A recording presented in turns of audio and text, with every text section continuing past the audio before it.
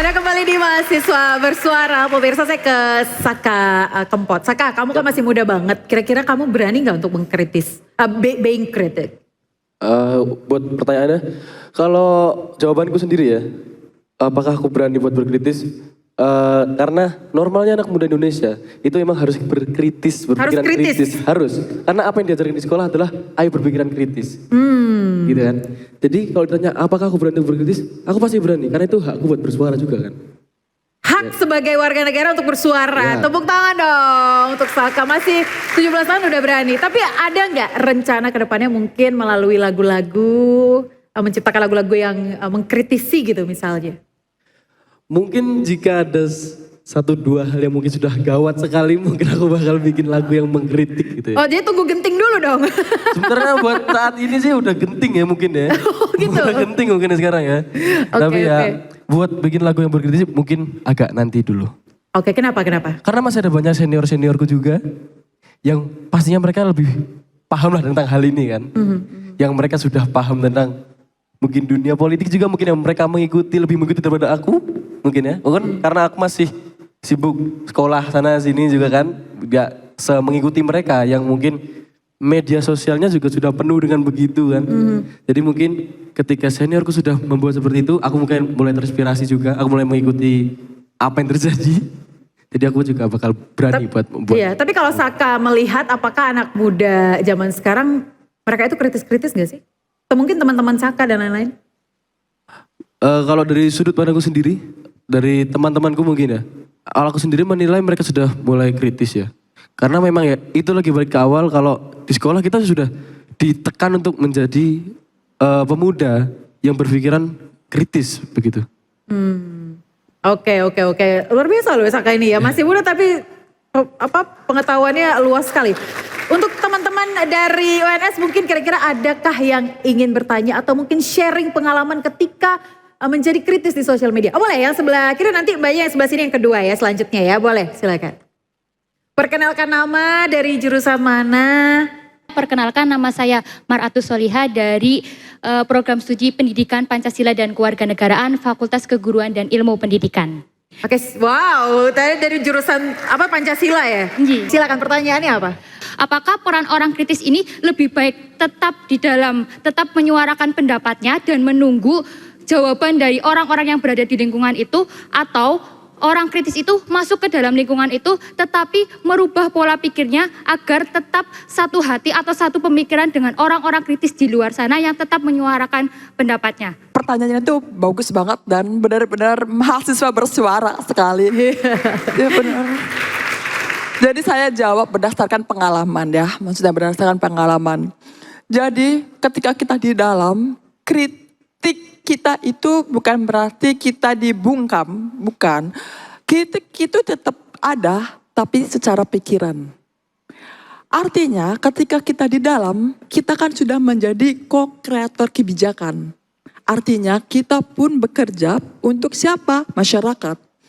Nah, cara sistem pekerja itu berjalan itu bagaimana? Ya kita sudah menjadi ibaratnya bahasanya di dalam, bahasanya apa nih, pejabat publik ya, bahasanya pejabat publik. Kayak tadi dibilang kuping itu jangan tipis-tipis banget. Kalau kuping saya kan udah tipis ya, tutup ya gitu kan. Tapi kita tuh juga harus merespon segala sesuatu, baik itu viral, baik itu kritikan, baik kan itu masukan, itu enggak hanya cepat tapi juga empati. Empati itu dalam arti kita tahu bahwa urusan masyarakat itu urusan kita. Kita harus menggeserkan ego kita sebagai pribadi. Kita harus mendahulukan kebutuhan masyarakat, butuhnya apa. Nah, cuman tantangannya adalah ketika di dalam birokrasinya itu panjang banget. Sampai merinding saya kalau inget-inget ya. Itu panjang banget. Kita yang sudah di dalam itu harus ekstra sabar banget. Kenapa kita harus bisa berpikir kritis? Karena kita tahu ada yang salah kalau misalkan birokrasinya itu terlalu panjang. Kita mau birokrasi ini tuh lebih cepat supaya solusinya tuh lebih cepat. Caranya gimana? Kita harus berpikir kritis, critical thinking. Siapin masalahnya apa, datanya apa, solusinya apa. Ketika kita udah ketok pintu, udah siap ya kita udah kritik nih, udah mengkomplain segala sesuatu masalah, udah ada solusinya, udah ada kebijakannya. Jadi itu berdasarkan pengalaman saya itu lebih cepat, Makanya kadang-kadang kita nggak boleh lupa kalau kita itu pernah di luar. Kita harus merawat akar rumput. Kita punya teman-teman mahasiswa, kita punya teman-teman organisasi, kita punya teman masyarakat, supaya kita itu menampung semua kebutuhan kritikan itu. Makanya ya tadi saya bilang bahwa pentingnya komunikasi pemerintah atau legislatif saat ini adalah pertama harus lebih membumi, dialogis, sama berani mengakui kekurangan untuk segala sesuatu yang harus diperbaiki. Itu. Oke, tepuk tangan dong untuk Mbak Aki. Oke, saya mau ke Kalis. Jawaban bijak gak, Mbak? Hah? Bijak gak jawabannya? Bijak gak jawabannya katanya? Bijak ya? Oke ya, terjawab ya. Bijak tapi tetap diplomatis Tepat ya itu, Bun. Bun. Tapi Kalis, kamu kan sebagai aktivis punya teman-teman aktivis yang mungkin sudah berada di lingkaran pemerintahan. Benar gak yang seperti disampaikan Mbak Aki? Dari pengamatan kamu? Yang paling sedihnya aja sih, yang paling sedihnya itu ketika mereka udah nggak bisa dikontak lagi. Jadi dulu Ganti nomor gitu ya? Iya, jadi ya sebetulnya bukan kawan-kawan aktivis yang ada di lingkaran aja ya, tapi sebetulnya secara umum teman-teman legislatif, misalnya DPR RI, DPRD, segala macam yang mereka memang hadir untuk mewakili rakyat, penyambung suara rakyat. Yang sebetulnya secara anggaran mereka kan juga ada anggaran serap aspirasi, anggaran reses segala macam gitu. Tapi apakah selama ini pertama serap aspirasi misalnya, apakah itu dilakukan? Pertama. Yang kedua, setelah dilakukan, apakah itu dilaporkan? Yang ketiga, setelah dilaporkan, apakah rakyat bisa baca laporannya atau bisa ngakses laporannya? Nah, itu berapa persen kita tanya gitu ya? Ya memang ada sih. Tapi DPRD juga sering turun ke lapangan kok. Ya berapa persen dulu pertanyaannya, memang ada sih teman-teman gitu ya yang tahu, tapi kalau misalnya ditanya kepada rakyat gitu, kemarin misalnya nyoblos gambar yang mana Bu gitu ya, setelah gambarnya dicoblos ibu inget nggak wajah ini itu balik lagi ke desa ibu untuk melaporkan hasil kerja dia setelah jadi nih di DPR atau di DPRD misalnya seperti itu. Jadi ya itu tadi balik lagi nih ke kawan-kawan aktivis yang udah di dalam gitu ya, ya harusnya lu tetap bisa dikontak sama kawan-kawan, karena misalnya aktivis yang jadi itu harusnya lebih tahu kan isu-isu yang selama ini dia advokasi, misalnya dia ngomongin HAM, ngomongin hak kelompok rentan gitu. Oke. Pak Andre, tadi dibahas oleh Mbak Aki soal bagaimana kemudian kalau sudah berada di lingkaran pemerintahan, komunikasinya harus tetap dijalin ya Mbak Aki ya. Harus tetap membumi juga, menyampaikan kepada masyarakat. Sejauh ini fenomena yang Pak Andre lihat seperti apa, dan kira-kira solusi apa sih yang harus disampaikan terkait dengan komunikasi kepada publik? Iya, memang kalau saya lihat banyak yang sudah di pemerintahan jadi berubah gitu ya. Berubah benar, banyak ya, itu banyak, terjadi. Itu Oke. namanya. Tapi nggak semua ya? Nggak semua pasti. Oke. Maksudnya berubah itu karena memang posisinya dia kan jadi berbeda ya. Artinya kan dia jadi eksekutor ya, yang sekarang menjalankan roda pemerintahan ini, menjalankan kebijakan dan sebagainya. Ya emang dia yang harus dikritisi jadinya, bukan dia yang kritis. Karena dia yang sedang bekerja. Yang kritis ini yang menagih ya, bagaimana janjinya, bagaimana seharusnya dia bekerja. Tadi misalnya legislatif ya sesuai perannya kan gitu. Ya cuman kalau kemudian susah ketemu, nggak bisa dengar apa yang aspirasi dari masyarakat ya harusnya kan nggak begitu. Ya justru ketika pada posisi dia menjabat mestinya harus lebih banyak mendengar, itu tadi menyerap aspirasi itu. Sebenarnya serap aspirasi itu kalau DPR kan identik dengan dana, dana aspirasi. Itu. Padahal aspirasi itu bisa kapan aja, orang sekarang medsos 24 jam kok tinggal dia baca, ya kan. Ada kalau mau lebih canggih sekarang ada namanya social media listening, banyak tuh penyedianya. Ya, tinggal kita ngecek tuh ada dashboard tiap hari yang menginfokan di dapil saya kalau dia legislatif itu apa aja yang jadi isu pembicaraan yang lagi dibicarakan publik itu apa gitu loh. Dan satu hal Mbak, yaitu di media sosial sekarang itu sebenarnya arena itu milik bersama dan di situ terjadi kontestasi terus-menerus. Jadi buat government juga itu jangan merasa dia sudah bisa menguasai nih dengan menguasai media mainstream, apa media homeless atau apapun. Yang namanya media sosial itu sekarang ada namanya rhetorical arena yang itu multivokal, multi voice. Jadi bagaimanapun itu akan tetap ada suara-suara yang berbeda. Dan salah satu syarat demokrasi itu sebenarnya selain konsensus itu kan disensus. Disensus itu perbedaan yang terus-menerus, konflik ya yang terus ada, dan itu harus dipahami sebagai memang demokrasi begitu. Tidak selalu setuju sepakat, konsensus kalau itu. Padahal ada satu sisi disensus sebagai syarat tegaknya demokrasi. Oke, saya mau tanya Saka deh. Saka, kamu kalau misalkan kritis gitu ya, being kritis, terus kamu ada gak rasa takut gak diundang gitu misalnya? Gak diundang manggung gitu misalnya. Atau kamu kena apa ya, kalau sekarang cancel culture ya, apa ya sih ya itu? Kamu takut gak kalau misalkan kamu kritis kemudian banyak yang gak ngundang kamu nih jadinya? Sekarang aku juga punya pertanyaan sebelumnya kalau misalnya nih, aku berkritis, aku berani mengkritik ini misalnya. Lalu itu berdampak kepada beberapa hal. Sekarang aku juga punya pertanyaan buat sebelum itu. Buat apa kita sekolah diajari untuk berpikir kritis? Kalau kita kritis aja kita nggak diterima gitu loh. Wah. Oke, tapi sejauh ini Saka masih merasa ya kalau kritik-kritik dari Saka itu ya diterima, tidak pernah mendapat intimidasi gitu misalnya. Ya masih aman. Masih aman. Masih aman ya. Oke, baik, tepuk tangan dong untuk Saka dong. Ini masih berarti saya mau tanya lagi nih untuk teman-teman mahasiswa mungkin yang di depan ini mau tadi bertanya yang perempuan dulu. Abis ini nanti kamu ya. Boleh silakan pertanyaannya boleh. Sebelumnya, perkenalkan nama saya Naila Mutiara Fauzia. Saya adalah mahasiswi dari Program Pendidikan Ilmu Hukum Fakultas Hukum Angkatan tahun 2025. Kali ini saya izin bertanya terkait dengan seperti yang kita ketahui bahwa kita ini mempunyai hak demokrasi tertuang dalam pasal 28E ayat 3 dan juga pasal 28F. Namun nyatanya mengapa seringkali pemerintah kurang mengkomunikasikan secara terbuka kepada masyarakat atau defensif terhadap kritikan-kritikan yang diberikan oleh masyarakat kepada pemerintah.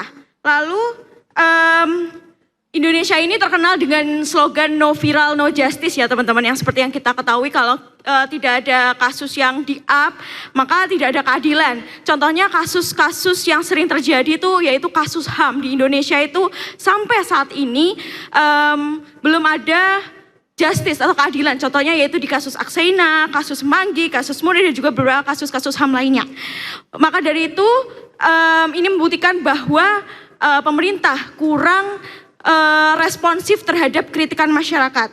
Lalu timbul tren negatif bahwa kurangnya trust ataupun kepercayaan masyarakat kepada pemerintah. Bagaimana pemerintah adalah lembaga yang menjalankan keberlangsungan di Indonesia ini, tapi kita aja nggak percaya gitu loh terhadap apa yang dilakukan pemerintah. Kita punya undang-undang, kita punya peraturan, kita punya institusi, tapi kita tidak ada jaminan ataupun hak yang harusnya dipenuhi oleh pemerintah, seperti itu. Kita akan jawab tuh, kita jeda terlebih dahulu. Pemirsa tetaplah di Mahasiswa Bersuara. Pemerintah baik eksekutif atau legislatif ini akan mengerti pada waktunya. Apa-apa dikit inflasi pengamat.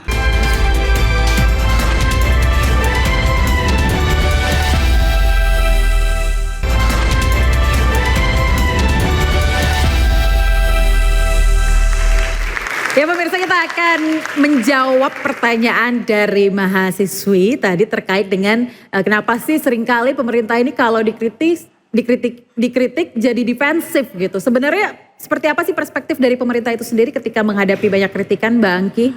Saya tuh meyakini bahwa pemerintah yang kuat itu adalah pemerintah yang menerima segala kritik sebenarnya. Itu. Pada saat sekarang ini ketika saya di luar, saya jadi banyak belajar juga sih sebenarnya. Oh, selama ini saya di pemerintah ada beberapa hal yang defensif, itu betul gitu. Begitu di luar, saya juga melihat begitu banyak kritik yang sebenarnya sangat membangun. Saya menyadari bahwa mahasiswa bersuara, orang-orang berkritik itu adalah karena kita peduli terhadap masa depan bangsa kita. Benar kan? Nah, yang saya pun juga sebenarnya mengkritisi sebenarnya pemerintah gitu, baik pemerintah pusat atau pemerintah daerah, karena segala sesuatu kritik itu kalau kita melihat kritik yang FOMO, itu ada pola yang terjadi, benar kan Pak dosen pasti paham kalau ada pola. Tapi kalau kritik kita adalah kritik dari nalurinya kita, itu kritik yang tulus. Nah, sayangnya berdasarkan pengalaman, pemerintah ini kan helikopter view-nya terlalu luas.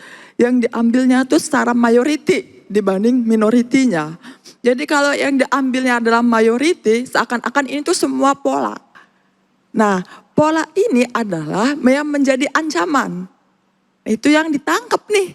Nah, padahal sebenarnya ada kritik-kritik, sebenarnya itu kritik tulus sebenarnya. Yang kita peduli terhadap masa depan. Sebenarnya ini adalah menjadi pelajaran juga sih untuk bisa membaca pola seperti itu. Dan saya meyakini bahwa kita memang gak boleh diam. Dan kita memang gak boleh takut. Karena apa yang kita ucapkan ini adalah beda generasi, benar gak Pak? Beda generasi. Karena kita melihat siapapun yang menjabat, senior-senior tuh kayak usianya tuh udah lebih senior dari kita. Dengan gaya kepemimpinannya juga kepemimpinan yang lama. Beda dengan kita sekarang ini, gaya kepemimpinan yang inklusi, gaya kepemimpinan kita yang transparansi, semua dari sosial media, benar gak? Keresahan kita ngomong, harapan kita ngomong, dan itu yang belum ditangkap dengan para senior-seniornya kita gitu. Jadi mungkin akan defensif, ibaratnya orang tua kita zaman dulu kalau kita harus nurut ya mungkin hal-hal seperti itu adalah menjadi karakter. Dan tapi saya meyakini bahwa pemerintah baik eksekutif atau legislatif ini akan mengerti pada waktunya. Oke, baik. Saya mau minta pendapat Kak Alis deh. Kak Alis gimana sih melihat kenapa sih pemerintah seringkali tadi pertanyaannya defensif gitu ya dengan kritikan-kritikan. Apakah memang pemerintah ini tidak suka kalau masyarakatnya FOMO misalnya? Dan juga di isu HAM ya, kenapa tidak tertangani dengan baik. Sebagai orang yang bidang kerjanya adalah di bidang pemberdayaan perempuan dan perlindungan anak, juga ngomongin hak asasi manusia, aku harus bilang bahwa pemerintah kita kalau urusannya sama sumber daya manusia itu memang tidak jadi prioritas. Kita bandingkan dengan ketika pemerintah ngomongin tentang investasi atau pertambangan atau minerba gitu ya. Itu peraturannya satu malam aja bisa jadi bun gitu ya. Tapi kalau kita ngomongin undang-undang TPKS kita butuh waktu 15 tahun. Undang-undang perlindungan pekerja rumah tangga kita butuh waktu 30 tahun. Undang-undang TPPO dan lain-lain yang kaitannya sama perlindungan sumber daya manusia itu seperti nggak dianggap gitu ya. Padahal kalau kita mau ngomong kemajuan pembangunan, kita tuh nggak bisa mempertahankan pembangunan kalau misalnya setiap hari ada anak SD diperkosa oleh kakeknya, kemudian dia hamil, kemudian dia menderita secara fisik, menderita secara mental. Subjek ini bisa jadi subjek pembangunan nggak? Nggak bisa. Angka KDRT istri pasangan naik terus gitu ya, kemudian dia jadi depresi, kemudian dia terjebak dalam siklus kemiskinan, orangnya nggak diurusi, bisa jadi subjek pembangunan nggak? Enggak, jadi percuma bangun gedung tinggi-tinggi, maju-maju, tetapi ketika warga negara Indonesianya secara SDM itu tidak berkemajuan gitu. Jadi di sini please banget gitu ya, kami tuh mencintai banget negara ini gitu. Bolehlah kita ngomongin investasi, ekonomi gitu ya. Tapi sumber daya manusianya dilindungi, dibangun, hak-haknya ada keberpihakan di situ. Oke, terkait dengan, tepuk tangan dulu dong untuk Alis menjawab soal pertanyaan terkait dengan HAM tadi. Tapi soal lagi-lagi bagaimana pemerintah seakan-akan seringkali terlihat seperti defensif ketika menerima kritikan. Jujur saya tidak tahu jawabannya. Ibu Angki mungkin lebih tahu jawabannya. Cuman memang saya ngerasa Pak ya Allah. Tapi merasa seperti itu berasa banget, asbunnya ada banget Bun. Oke. Ya jadi misalnya ada kasus-kasus yang taruhannya nyawa kemarin ya. Misalnya kasus keracunan. Harusnya kan basicnya minta maaf ya kan. Mengakui bahwa ada kesalahan. Akan cepet nih pemantauan dan evaluasinya seperti apa. Dan tidak akan mengulangi lagi. Membuktikan dengan ada penurunan data. Tetapi kenapa yang dikomentari malah sausnya nggak biasa nih anak-anaknya makan burger sama spaghetti. Biasanya makan telo sama nasi tapi goreng. Kan BGN sudah klarifikasi Kalis. Iya tapi tolonglah ya dikurang-kurangi yang menyakiti hati rakyat seperti itu. Gitu. Ini rakyat juga punya hati ya. Baik silakan saya mau mendengar kalau dari perspektif Pak Andri sendiri. Seperti apa Pak?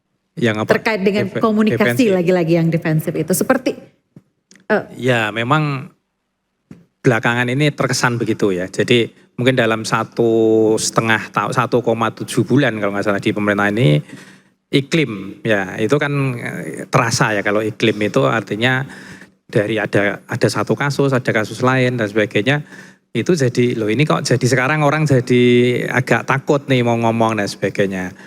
Ada sedikit mungkin ada cerita baca berita di mana ada. Nah itu mungkin juga akibatnya belum ngomong Anda udah takut. Jadi kayak self censorship. Ya, jadi ada begitu. Di beberapa tempat saya melihat begitu. Orang jadi mau nanggepin berita, mau nanggepin kebijakan mungkin mikir berapa kali. Nah, itu juga yang seharusnya kalau ada begini pemerintah juga harus ngerti ini berarti terlalu defensif, terlalu mungkin ada intimidasi dan sebagainya gitu ya yang dirasakan oleh publik. Publik jadi kurang nyaman, kurang leluasa untuk menyampaikan kritik. Nah susahnya kita itu nggak ada oposisi masalahnya. Oposisinya ini kurang ya kan. Harusnya kan penyeimbang itu oposisi. Kalau oposisinya kuat, nah, sayangnya masuk ke dalam sistem semua kan susah kalau. Jadi solusinya seperti apa Pak? Ya kalau dari sistem, kalau ya banyak ya sistem Lebih berarti kan. terbuka misalnya ya? Ya kalau komunikasi sekarang ya tadi harus terbuka, banyak dengerin, jangan terlalu ditekan apa-apa dikit. Inflasi pengamat misalnya kayak gitu kan jadi ya orang siapa ini yang dimaksud. Jadi pengamat juga mikir gitu kan. Nah, padahal ya pengamat itu memang ya harus berbasis data. Kalau pengamat yang dia mungkin dari parpol ya beda lagi, mungkin punya kepentingan dan sebagainya. Tapi yang nama pengamat itu bisa dibedakan. Akademisi yang berbasis riset, ya kan, dia memang backgroundnya kan bisa dilihat. Pengamat itu ngasih masukan juga dia mikir gitu kan, perlu pakai data dan sebagainya. Tapi kalau sekedar ngerecokin ya memang beda gitu. Tapi jangan pakai diksi semua pengamat. Jadinya jadinya pengamat juga malas mau kritik gitu kan. Gitu. Oke. Kalis, aku mau dong buka kesempatan untuk Kalis mungkin satu lagi kesempatan mungkin bertanya kepada mahasiswa terkait dengan soal being kritis gitu. Mungkin ada pertanyaan yang mau dilempar ke salah satu mahasiswa yang ada di sini. Aku mau bertanya kepada mahasiswa, apakah tradisi membaca di kampus, tradisi berdiskusi di kampus itu masih ada, apa yang dibicarakan dan apakah kalian percaya diri menilai kolektif yang kalian bangun itu kuat atau rapuh sebaliknya? Itu pertanyaan dari alumni UNS ya. Kali ini by the way alumni guys, tepuk tangan dulu dong. Boleh siapa yang ingin menjawab pertanyaan? Tadi Mas ya silakan Mas berdiri. Dan boleh ke arah mic. Terima kasih atas kesempatannya Kak Kalis Ardiasih. Jujur Kak sebelumnya saya juga sering ikuti konten kakak di media sosial yang sangat vokal terhadap isu-isu saat ini. Nah mungkin ketika membahas terkait ruang untuk diskusi mahasiswa UNS hari ini ya, sebetulnya banyak Kak terkait ruang-ruang yang memang memfasilitasi untuk diskusi. Jadi ada organisasi seperti BEM dan itu di setiap fakultas pasti ada. Nah namun barangkali mahasiswa hari ini belum sepenuhnya sadar akan permasalahan yang ada pada hari ini. Contohnya adalah saat ini mahasiswa banyak yang apatis Kak, terkait isu-isu tentang pemerintahan hari ini. Nah itu yang mungkin barangkali juga jadi evaluasi bersama. Nah tadi terkait ruang diskusi. Sebenarnya ada ruang diskusi bahas buku Paulo Freire pernah dibahas, diskusi tentang kebijakan. Kemarin tentang yang terakhir adalah tentang wacana prodi yang dihapus, pendidikan dikomersialisasi. Nah itu sebenarnya banyak ruang-ruang tersebut, tapi barangkali mahasiswa hari ini belum sepenuhnya ikut turut hadir dalam diskusi tersebut. Nah itu juga mungkin jadi PR juga untuk mahasiswa hari ini. Oke baik, silakan jawab Kalis. Seneng banget dengernya bahwa masih ada ruang-ruang diskusi, mungkin perlu diperkuat lagi ya, karena kadang-kadang tuh mahasiswa bergerak itu berdasarkan event gitu Bun. Jadi kayak kalau misalnya minggu depan yuk bikin klub baca gitu ya, tapi itu kan berdasarkan event ya. Nanti kalau minggu depannya lagi nggak ada, ya nggak ada tuh eventnya gitu. Padahal kalau kita ngomongin gerakan, ngomongin pemberdayaan itu kan harus berkelanjutan dan juga mendalam. Oke. Tapi Masnya kalau di kampus kritis nggak? Oh kritis ya. Oke baik, tepuk tangan dong. Ada nggak Pak? Ini kan iklimnya sudah berbeda Pak. Ya. Mungkin masukan yang diberikan kepada mahasiswa gitu ya. Agar komunikasi yang disampaikan mungkin lebih diterima gitu. Agar mungkin membuat pemerintah tidak defensif gitu. Ada nggak mungkin pola baru Pak yang bisa diciptakan oleh anak-anak muda dari UNS? Ya saya kira mahasiswa UNS kalau mau kritik pemerintah ya, kritik apapun itu motifnya adalah perbaikan. Ya, jadi dan ya tentu berbasis data tadi. Jadi kan kita tidak menyerang personal ya. Itu. Jadi riset dulu ya. Kemudian juga barangkali ada alternatif kebijakan itu lebih baik lagi. Kalau misalnya Anda tunjukkan barangkali ide-ide inovasi yang muncul dari pemikiran mahasiswa itu saya kira lebih bagus lagi. Jadi saya mau tanya dulu nih untuk teman-teman di sini, kalian masih mau kritis atau semangat kritis atau bisa kritis? Bisa katanya, tepuk tangan dulu dong untuk UNS. Kebetulan jadwal kita sudah habis. Terima kasih sekali lagi untuk seluruh narasumber, Khairil Anwar dan Suhobji, tokoh muda yang tak mati dengan sia-sia. Pramudia mengajarkan kita adil sejak pikiran, Tan Malaka menanamkan idealisme adalah kemewahan terakhir yang dimiliki kelompok muda. Terima kasih Universitas 11 Maret. Kita ketemu lagi di lain kesempatan. Saya Aya Nufus mengucapkan terima kasih dan kita akan menikmati penampilan dari Saki